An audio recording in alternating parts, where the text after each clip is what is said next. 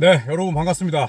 조코피TV 조현일입니다. 제 얼굴이 많이 무섭죠? 네, 지금 저는 여기가 TVN 스포츠. 네, 제가 오늘 KBL 4강 플레이오프 3차전 중계가 있어서 골든스테이트 워리어스 휴스턴의 플레이오프 1라운드 3차전 중계 이후에 곧바로 옆 건물에 있는 CJ E&M으로 왔어요.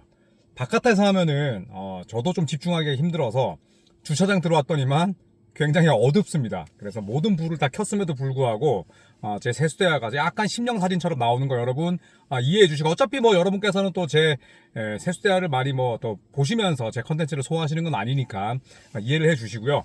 일단은 골든스테이트 워리어스 휴스턴 리뷰는 제가 4강 플레이오프 3차전 끝나고 KBL 경기 끝나고 제가 뒤에 녹음을 하도록 하겠고요.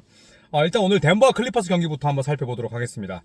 자, 이 경기가 골든스테이트 워리어스와 휴스턴의 경기 전에 열렸죠. 저도 4쿼터 초반까지는 지켜봤었는데 어마어마한 명승부가 펼쳐졌습니다. 2쿼터 종료 7초 전에 양팀 사이에서 엄청나게 치열한 몸싸움이 발생했습니다. 크리스찬 브라운이 제임스 하든과 서로 맞대결하는 과정에서 일촉즉발의 그런 상황이 연출됐었는데, 에런 고든 같은 경우에도 엄청나게 또 과격한 움직임을 가져갔었고, 순식간에 양팀 선수들이 서로 뒤엉키면서 긴장감이 폭발했습니다. 티파울을 주고받는 등 아주 살벌한 분위기를 연출했는데, 제가 글쎄요 NBA를 본 지가 30년이 넘었는데 현대농구 들어서 특히나 2010년대 이후에 이렇게 플레이오프에서 과격하고 또 서로 신경전 펼치고 뭐 또 서로 주먹을 주고받는 건 아니지만 부상이 나오고 굉장히 긴장감을 연출하는 그런 무대는 거의 처음인 것 같아요. 그래서 이 덴버 클리퍼스의 시리즈도 상대적으로는 좀 조용히 흘러가나 싶었는데 아니었습니다. 네, 오늘 이 쿼터 종료 직전에 양팀 사이에서 치열한 몸싸움이 발생을 했고요. 더블 테크니컬이 우후죽순으로 나왔습니다. 더블 테크니컬 파울 명단을 살펴보면 크리스찬 브라운과 제임스 하든, 그리고 크리스 던과 에런 고든, 여기에 노만 파웰과 니콜라 요키치까지 총 6명이 테크니컬 파울을 주고받았습니다.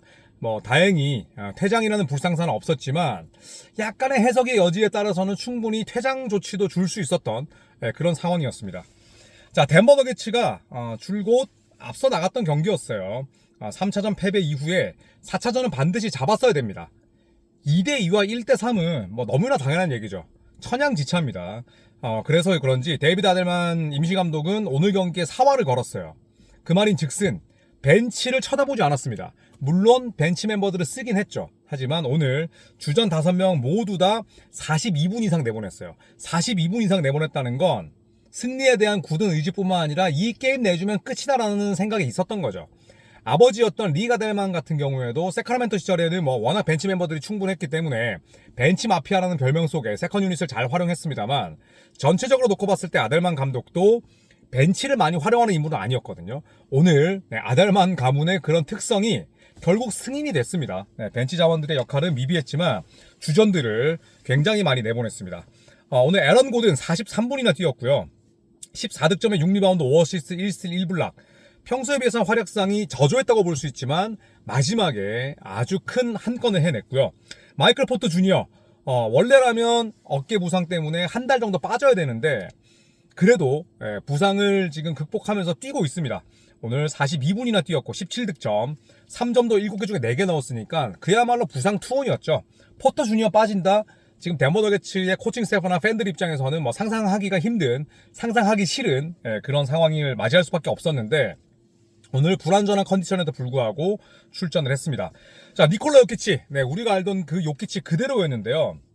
43분 뛰면서 36득점에 리바운드가 21개, 8어시스트, 2스틸 1블락샷, 야투 56%, 그리고 3점 6개 중에 3개 집어넣었습니다. 그냥 미스터 에브리띵의 모든 걸 다 보여줬죠. 30, 20에 이런 스탯라인을 기록할 수 있는 빅맨, 리그를 통틀어도, 역사를 통틀어서도 별로 없습니다. 자, 저말 머레이는 오늘 반성해야죠. 물론 몸 상태 안 좋습니다. 하지만 플레이오프는 변명이 필요 없는 무대예요. 내가 200미 이상 받는 선수라면 이런 경기에서 이런 활약이 나온다면 덴버 너게츠의 시즌은 오늘 경기 승리와는 별개로 짧아질 수밖에 없습니다. 42분이나 뛰었는데 13득점에 그쳤고 야투 29.4%, 3점 5개 중에 하나. 자유투라도 많이 얻어냈어야 됐는데 자유투 득점 단 2점에 그쳤습니다. 오늘 경기에서 가장 못한 선수였고요. 크리스찬 브라운, 제임스 하든을 비롯해서 상대 선수와 신경전을 벌이는 와중에도 17득점에 7리바운드, 5어시스트, 1스틸, 2블락샷. 야투는 19개 중에 8개, 3점 7개 중에 하나. 야투 감각이 좋지 못했지만 플레이오프는 효율도 중요합니다만 그만큼의 볼륨도 뽑아낼 줄 알아야 됩니다. 그런 면에서 크리스찬 브라운은 제 몫을 해냈다고 볼 수가 있겠죠. 자, 상당히 치열한 접전이 펼쳐졌습니다. 그런데 4쿼터 들어서 클리퍼스가 맹추격을 했고 승부를 뒤집기도 했어요. 자, 하지만 덴버 너게츠 동점 상황에서 극적인 승부를 만들어냅니다. 4쿼터 마지막 99대 99 동점 상황. 니콜라 요키치가 마지막에 완전히 비어있는 클리어 사이드를 만듭니다. 스트롱 사이드 혹은 엠티 사이드, 비어있다는 뜻에서 그런 단어를 쓰기도 하는데, 니콜라 요키치가 터프샷을 시도했어요. 그 썸보르 셔플이라고. 썸보르는 세르비아의 지명 이름이고요. 니콜라 요키치의 고향입니다. 셔플, 돈다는 뜻이잖아요. 그래서 썸보르 셔플은 요키치가 턴어라운드를 하면서 오른손잡이 선수가 왼발을 딛고 던지는 게 아니라 오른발을 딛고 던지는 굉장히 특이한 어떻게 보면 엇박자로 가는 짝발샷이에요. 그래서 이 솜보르 셔플이 니콜라 요키치의 어떻게 본다면 시그니처 무브, 전가의 보도, 빅이라고 볼 수가 있는데, 그 샷을 던졌는데 이게 님을 많이 빗나갔습니다. 그런데 볼을 주시하고 있었던 애런 고든이 에어볼을 곧바로 버저비터 덩크로 연결했어요. 그러니까 백차가 난 볼을 공중에서 잡아서 덩크로 찍었는데 이게 거의 동타임이었습니다. 그러면서 샷 클락이 아니라 게임 클락이 만료됐어요. 그 말인 즉슨 덩크, 위닝 덩크 버저비터가 된 거죠. 자, 이 덩크 덕분에 결국 연장 가지 않고 덴버 너게츠가 101대 99로 승리를 따냈고요.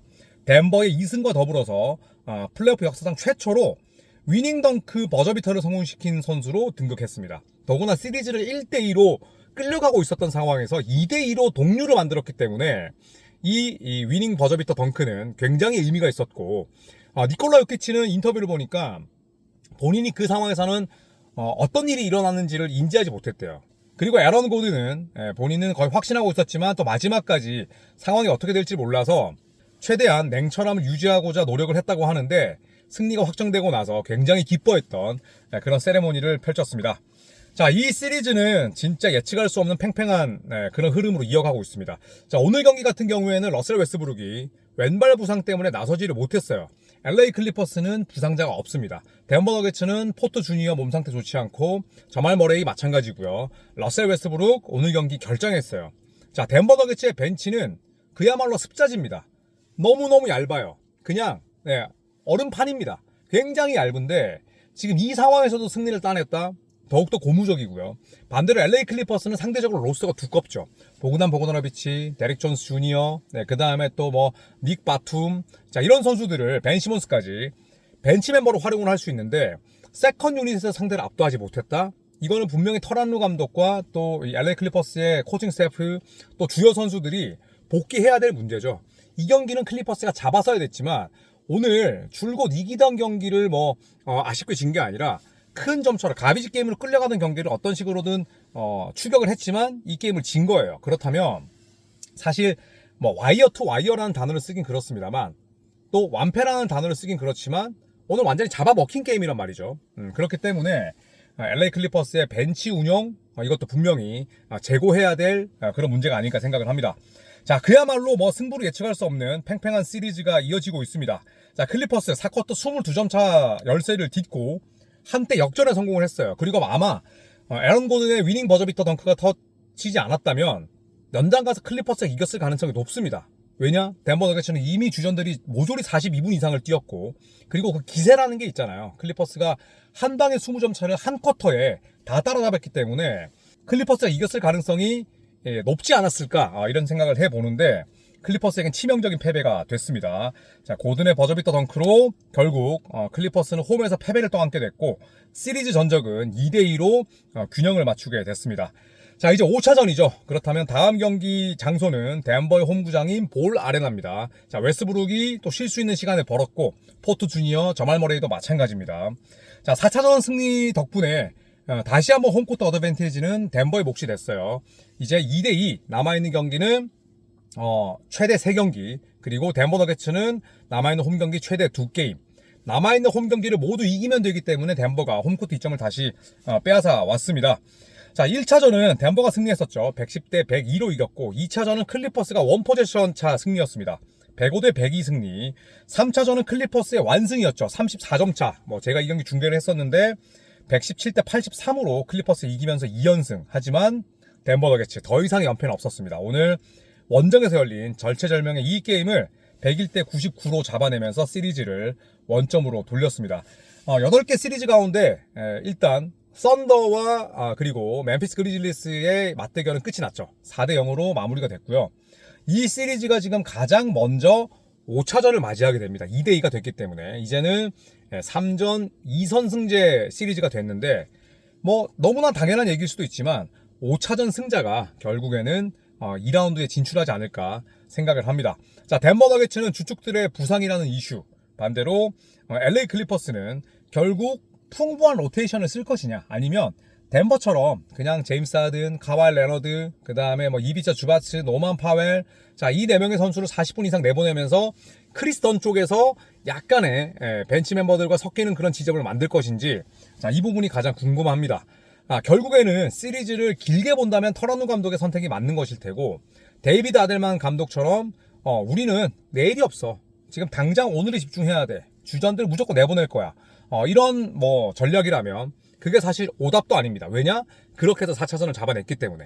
자, 그래서 이 5차전은 굉장히 재밌는 시리즈가 되지 않을까 생각을 합니다. 저의 예상은 제가 언더독에서도 말씀드렸듯이, 또 미리 보는 프리뷰에서도 말씀을 드렸듯이, 이 시리즈의 승자는 LA 클리퍼스라고 생각을 합니다만, 5차전 승자가 결국에는 모든 것을 가져가면서 2라운드로 진출을 하고 오클라호마 시티 썬더를 만나지 않을까 생각을 하고요. 오늘 경기 결과로 가장 웃는 쪽은 썬더겠죠. 이게 만약에 클리퍼스의 승리로 끝이 났다면 시리즈는 빨리 마무리됐을 가능성이 높습니다. 하지만 오늘 2대 2가 되면서 이 시리즈 안개 속 전국으로 들어가게 됐습니다. 자, 이상 이 경기 리뷰 제가 오늘 차에서 할 수밖에 없었다는 점 이해를 해주시고요. 지금 시간이 이제 오후 1시인데 2시에 SK와 KT의 KBL 4강 플레이오프 3차전이 있습니다. 3차전도 많은 시청 부탁드리겠습니다. 골든스테이트와 휴스턴의 오늘 경기 3차전 리뷰는 제가 KBL 중계 끝나고 할게요. 여러분 고맙습니다.